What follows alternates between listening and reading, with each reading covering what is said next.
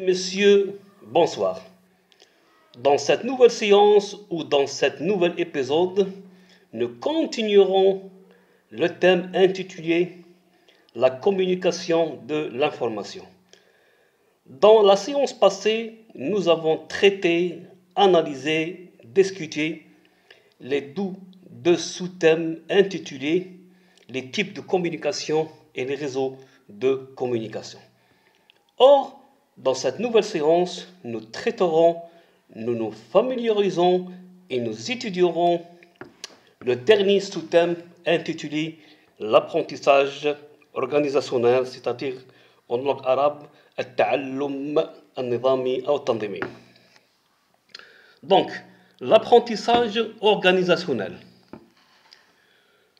On a vu que l'information est assimilable à une connaissance qui enrichit la représentation du réel du gestionnaire et, de ce fait, réduit l'incertitude si l'on considère l'entreprise comme un système ouvert sur l'environnement. De celui-ci vont provenir des informations nouvelles au fur et à mesure des changements qu'il subit. Mais ces connaissances nouvelles vont aussi modifier la vision du monde des managers et les inciter à prendre des décisions mieux instruites pour agir sur le milieu extérieur. On peut ainsi regarder l'entreprise comme un être social capable d'accumuler des connaissances, de les interpréter, de les garder en mémoire, bref, comme une organisation engagée dans un processus d'apprentissage. Le premier point, c'est-à-dire A, l'entreprise apprend. Dans l'environnement, l'entreprise connaît de nombreux partenaires ainsi que le suggère le schéma suivant. Donc, l'environnement de l'entreprise, donc il y a l'environnement économique, l'environnement culturel, l'environnement technologique, l'environnement institutionnel. Donc il y a les clients, il y a les apporteurs de capitaux, les partenaires, les sous-traitants, il y a les fournisseurs, il y a les travailleurs, les concurrents et l'État et l'entreprise.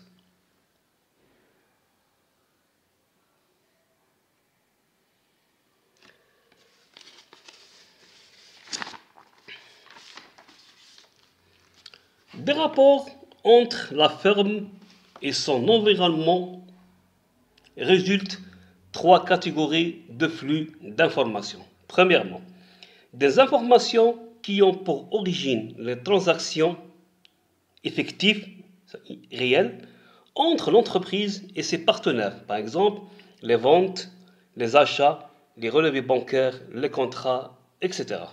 Deuxièmement, des informations provenant de l'environnement, par exemple, des signaux émis, par le système de contrôle ou des intentions d'achat formulées par des clients. Troisièmement, des informations émises par l'entreprise en direction de ses partenaires, ainsi la publication de ces documents comptables ou une publicité. Avant de décider, les gestionnaires ont à comprendre quoi? Ils doivent sélectionner les informations pertinentes, les analyser, les interpréter, autrement dit, ils doivent cerner le problème qui se pose à eux. S'agissant d'un apprentissage par et pour l'organisation, le processus cognitif, c'est-à-dire l'amaliyyat al-idrak, est décomposable en deux phases. Au plan des individus, tout d'abord, puis au plan de la collectivité que forme l'entreprise. Premièrement, le processus cognitif, يعني عملية الإدراك. Comment acquiert-on des connaissances? Pour répondre à cette question, les spécialistes des sciences cognitives élaborent des schémas que l'on peut représenter sous la forme générale suivante. Le processus cognitif. Donc il y a l'environnement, il y a la perception sélective, l'idrak ikhtiyari, il y a l'interprétation, يعني التفسير, il y a la réponse. Donc l'environnement, la perception sélective, l'interprétation et la réponse, c'est-à-dire de l'environnement à la perception sélective, il y a des signaux. De la perception sélection vers l'interprétation, il y a des données. Donc, il y a le modèle de référence, il y a il a une relation avec l'interprétation et une relation avec la réponse.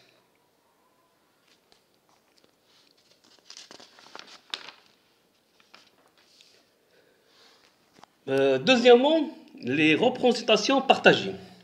Les représentations partagées.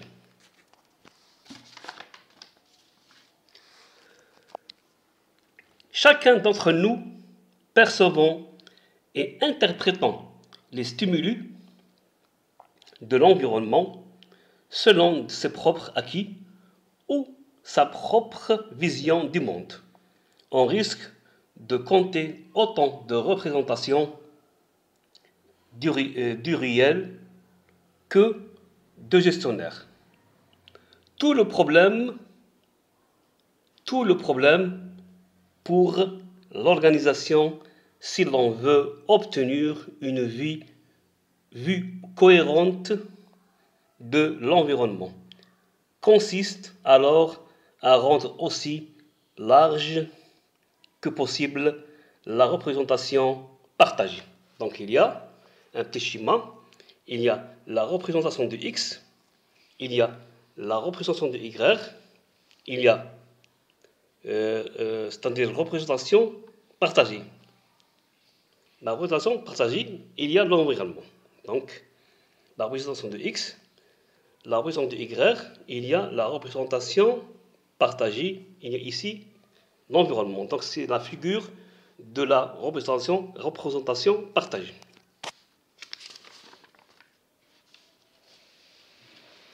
Pour venir à cette fin, il existe essentiellement deux moyens. Premièrement, A, l'observation dirigée.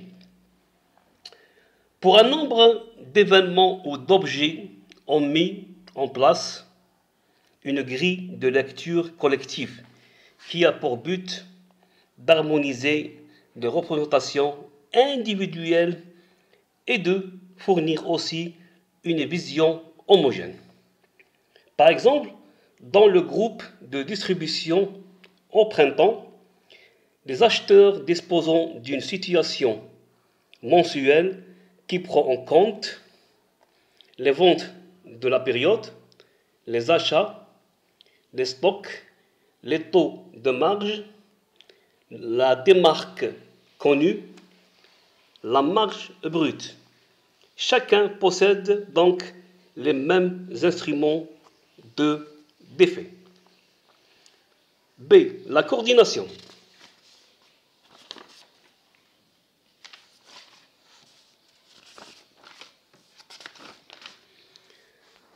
Si les moyens de l'observation dirigée conviennent pour des événements répétitifs, il n'en va pas de même quand surgissent des problèmes nouveaux.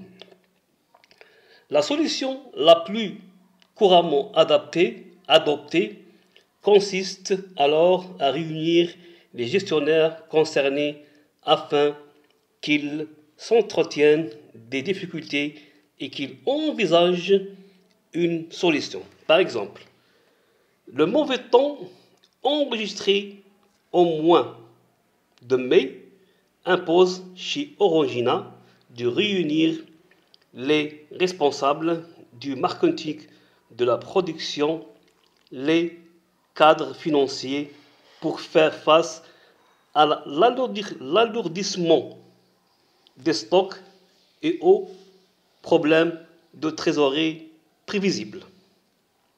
En définitive, il est vital que l'organisation acquiert des informations pour comprendre les modifications de l'environnement et pour répondre à ces sollicitations.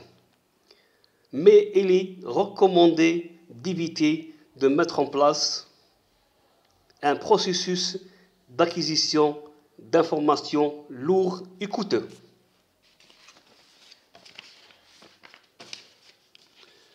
Pour chaque opération,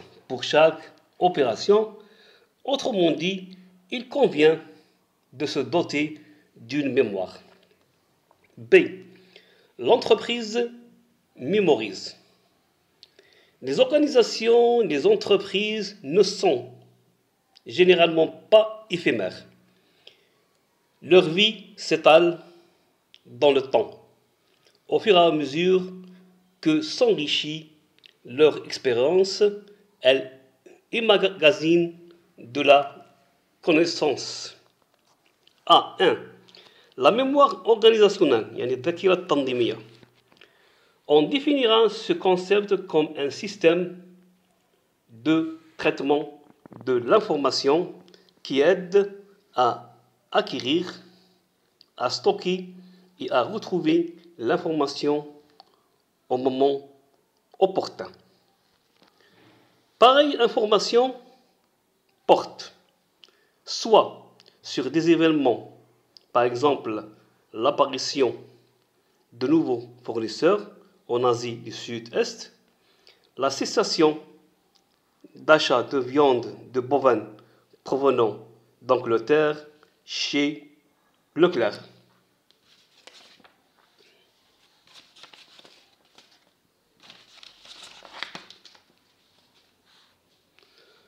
Soit des modèles qui expliquent pourquoi telle décision convient face à tel problème et qui apportent une solution.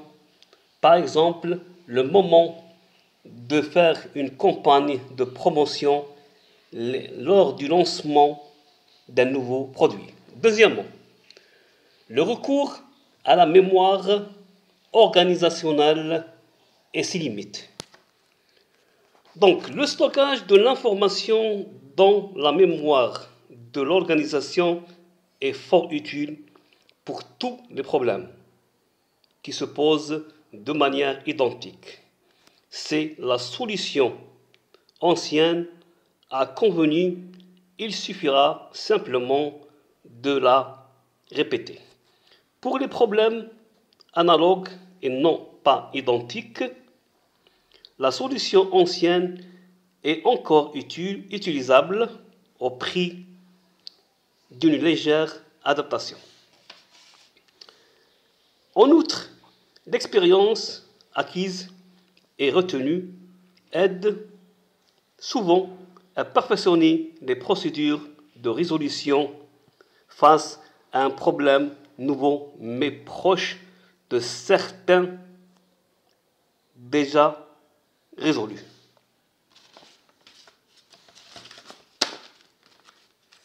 En résumé, l'apprentissage et le stockage en mémoire apparaissent comme un dispositif qui améliore l'efficience de l'organisation. Il est donc judicieux de chercher à perfectionner la formalisation et l'harmonisation des procédures et les résultats, leur archivage, le développement d'une mémoire collective chez les individus. Toutefois, les problèmes posés aux organisations sont rarement répétitifs. En matière stratégique, ils ne le sont même jamais. Il ne faudrait pas s'illusionner sur les capacités de la mémoire de l'organisation. Certes, elle est utile, mais jusqu'à un certain point seulement. Au-delà de ce seuil, elle conduirait à promouvoir la routine et à diminuer l'effort d'innovation. En dernier, on vous remercie de votre attention, de votre suivi et de votre patience. Aussi, nous remercierons de votre soutien et nous espérons que ces notions et ces informations ont été bien maîtrisées, assimilées et comprises. Merci beaucoup. Avec vous, le professeur Monsieur Kifif Mohamed.